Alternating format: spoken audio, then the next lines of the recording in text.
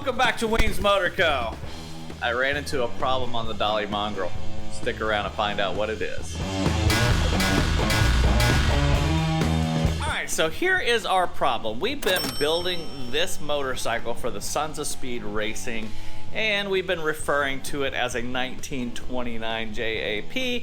However, serial numbers reflected that it's actually a 1928, so we're going to start calling it a 1928 as it's serial numbered. So, the problem is we have built this motorcycle on top of this table and we have to get the motorcycle off. Well, once the motorcycle comes off, how am I gonna stand it up? Because I didn't make a kickstand for this motorcycle because it's a race bike and it doesn't require that. So what we have done is back here by the axle, I made these little adapters. These little things right here are going to be mounting points for a rear axle stand. So we're going to have to fabricate a rear axle stand, something cool to match the look the rest of the motorcycle. That is so very awesome. And we're going to have to fabricate up some plates, get some measurements and things like that so that we can get this bike off of the table, get it on the ground, and I think by the end of this, maybe, just maybe, we might try to fire this engine off. Now, I'm not saying make it run because we don't have all the oil lines run, all those things like that, but at least we can hear the engine go pop, pop, maybe. So, that's the plan for today's video. Make that rear axle stand, get this thing off of the table, and see if she fires up. Let's get to work. Alright, so I got some preliminary measurements. The distance between the two axle mounting points is 8.5 inches. So I know that our base needs to be at least 8.5 inches. However, I'm going to make it a little bit wider to have a better base with that. So I decided to go with 13 by 13, and I've got this 1/4 inch thick piece of steel, super heavy, that we're gonna base everything off of, and then we're gonna build from here up to those axle points so that that rear wheel will be off of the ground, utilizing that as one of the methods that we could start this 1928 JAP engine. So, super heavy piece of metal, got our measurements. Let's drill some holes and modify this so that we can take some of that weight out, because I don't want to be carrying around a super heavy rear axle stand. So let's lay this thing out and figure out how we're going to cut it up.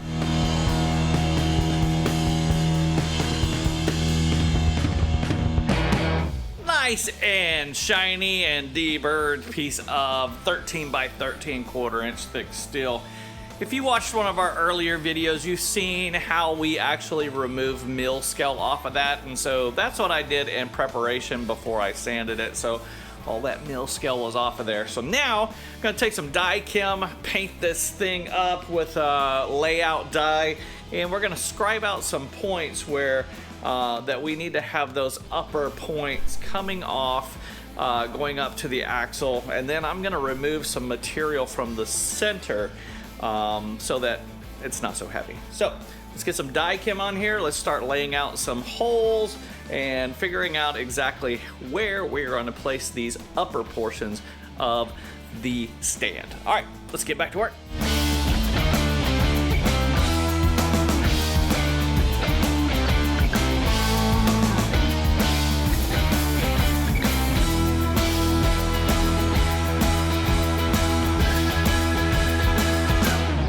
Now that we got our lines all scribed out on this sweet piece of steel, we are going to figure out how we're going to remove this center section. I laid out the two outside lines. That's my width where my axle plates should come up, and I laid out some section here in the middle that I want to remove. Now, rather than cutting a nice square edges in here and doing all of that stuff, I want to make it look a little fancy, a little smooth, something where it's just not like looks like it's janked together, home built kind of thing. So I am going to cut radiuses in every one of those corners, and I have this super sweet carbide hole saw that I'll be able to drill down, and that'll give me that nice radius in each one of those corners. So this hole saw right here just happens to be 1 3/4, so I'm going to take my layout tool, and I'm gonna find 1 3/4, and I'm gonna place it in those corners so I can scribe out to figure out where the center of this needs to be. So when we drill that hole, it lays into those corners exactly the way it needs to be. So scribe this out, figure out where that center is, and we're gonna punch it, take it over to the drill press, and start cutting some holes.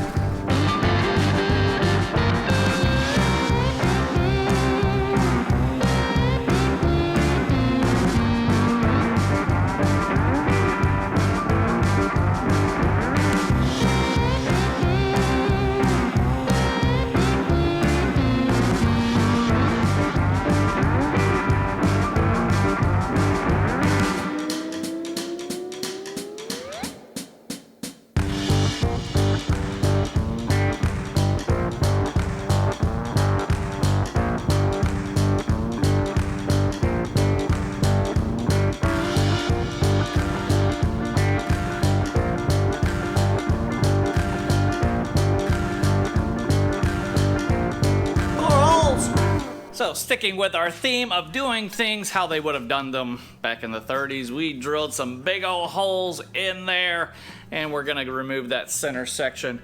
I like using those carbide hole saws as they're pretty accurate. They leave a nice clean hole and they stay right where you want them to go. So now to connect the dots and cut all that out, how are we gonna do that? Well, like I said, the old school way. Got a jigsaw with a metal blade. We're gonna connect those points, drop that center section out, then we can do some filing, sanding, and lose all of that extra weight on that base plate so that we can start making those other plates to go up from there. Let's cut it up.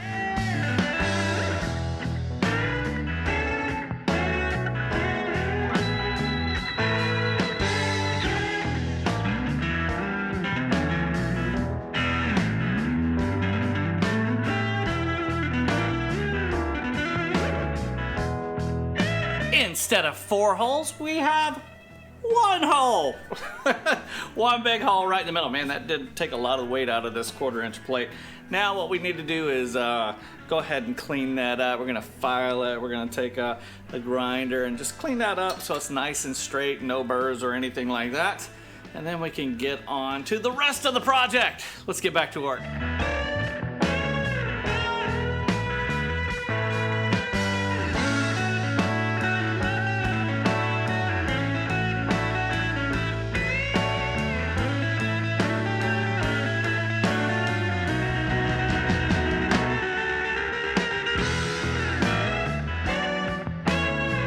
Made easy of that job right there, but for the sake of time I went ahead and cut out our 2 side plates. So there's actually 2 here.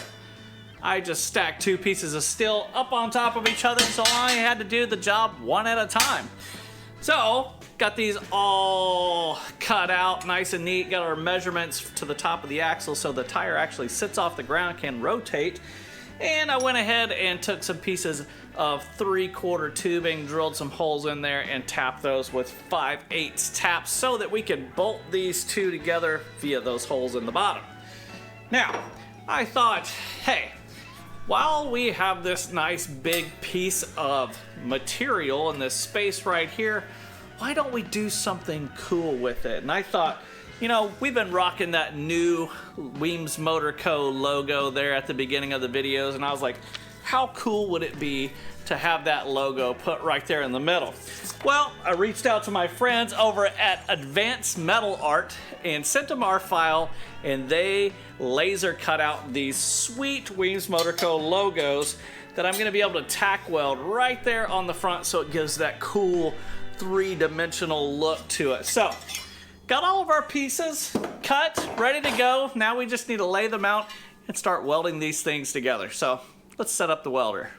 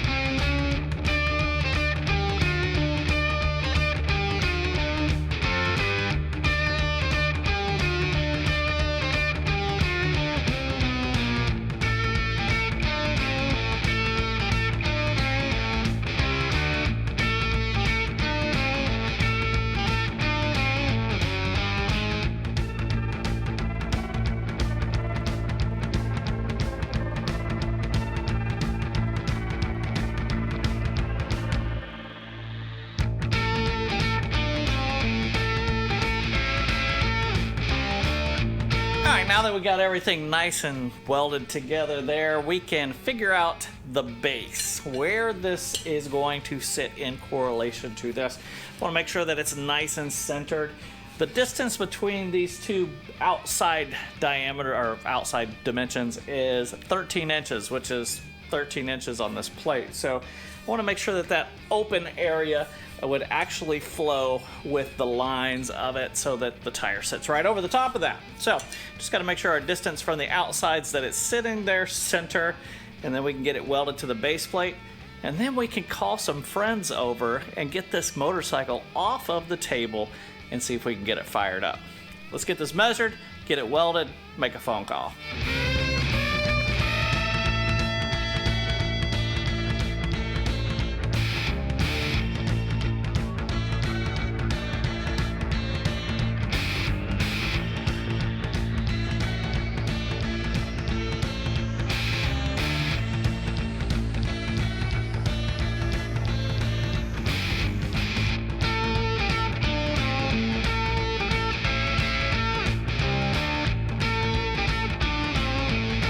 I can hear you all right now. You're saying, Weems, isn't that a lot just for a stand? And I have to say, it probably is, but you know, with a motorcycle as cool as the Dolly Mongrel, you have to have a stand that's just as cool to hold the reputation of that amazing motorcycle. So, stand done.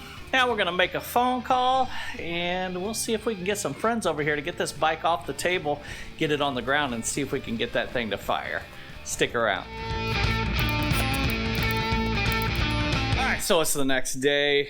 Made some phone calls, and what you know, none of these guys wanted to come help me out. They're a bunch of jerks. So actually they all made it out today, and we brought a new guy, Mr. Andrew over here, and he's a good friend of Jeremiah's and my right-hand chef. Your right-hand chef. We're gonna walk around over here. Yeah. Andrew, so Yes, you're new to the Weems Motor Co channel. Yeah. What do you do? What's your thing? I'm a cook. You're a cook. Yeah. A cook or a chef? At the moment, I'm a cook, but I've spent some time running things. All right. So what's the difference between a cook and a chef? That pays less. Pays less. Yeah. So to make more money, you got to become a chef. That's cool. True. All right. So one piece of are you vegan? No, okay. Sorry, All right. You're good. You're good. All right. So one piece of meat, one cut of meat. What would be your one cut of meat you would go for? Well, the spot I'm working at right now works with a lot of A5 Wagyu, and you know, they don't keep too much track of where it all goes. So okay, get so snacks sometimes. So a nice like a tomahawk way. You can't sneak that out. No, that's not coming out. That's not coming out. No. Oh, you're talking about sneaking it out. I get. But hold on, but the duck liver. The duck liver last night. They throw so much stuff out in the restaurant that, you know, that stuff comes on. We made some nice chopped liver last night for a snack. It was delicious. Okay, I'm gonna have to try your chopped liver, because Yeah, every liver I've had, I've never enjoyed. So we're gonna take the bike with 3 gentlemen's help. Mr. Jack over there, way over there in the back. Jeremiah, Andrew. Well, I'm sorry, buddy. Hey, you guys are helping me out. You're helping me out. And the goal is to get this thing off the table onto the stand that we just made in this video, and see if we can get this thing to pop off. Now, you know, behind the scenes, we've actually already popped this engine off a few times, but I've been working around with the timing on the engine, so it may or may not work. So fingers crossed that it works. I want to show these guys what this engine at least sounds like when it pops off. So let's get this thing off the table and on the stand. You ready? Yeah. Let's do this.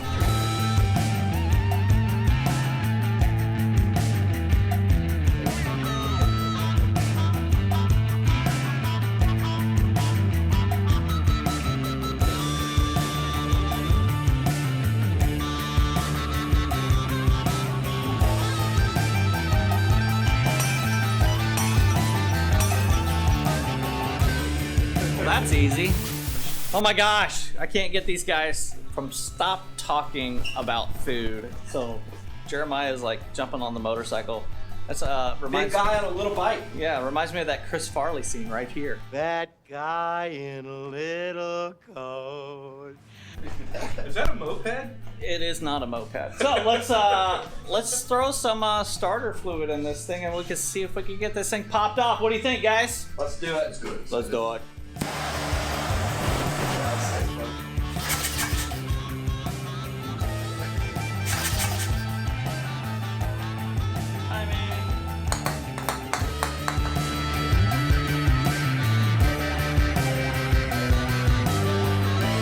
Much trepidation, we have now reset the timing to, what'd you say, Jack? How many degrees before top dead center? Oh, we did, what, 20 and a half? 20 and a half. I don't know if that's an accurate statement. 20.5739627.3. Repeating. Pretty close. Pretty close. We got it in the ballpark. So we're gonna figure out if this is gonna be right, and then I can adjust the magneto from there. So you ready to spend your life away, Jeremiah? Yeah, let's sweat some more. All right, let's do it. There you go.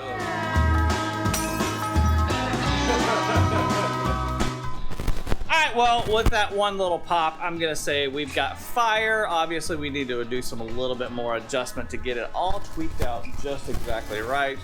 But for now, it's good enough to get it to a motorcycle show and let people see what we've done so far before we strip it all the way down and make it pretty. So with that, we're gonna wrap up the video today. Thank you to Jack, thank you to Jeremiah, and thank you to Andrew back there. And we are all super stoked that you guys have been here for the whole time. So with that, if you are new around here, jump down and hit the subscribe button. If you really like the video, hit that thumbs up, turn those notifications on, and let everyone know. Weems Motor Co. is the best. What's going on at Weems Motor Co? I don't know. Peace. You got anything back there? He's got nothing. All right. Peace.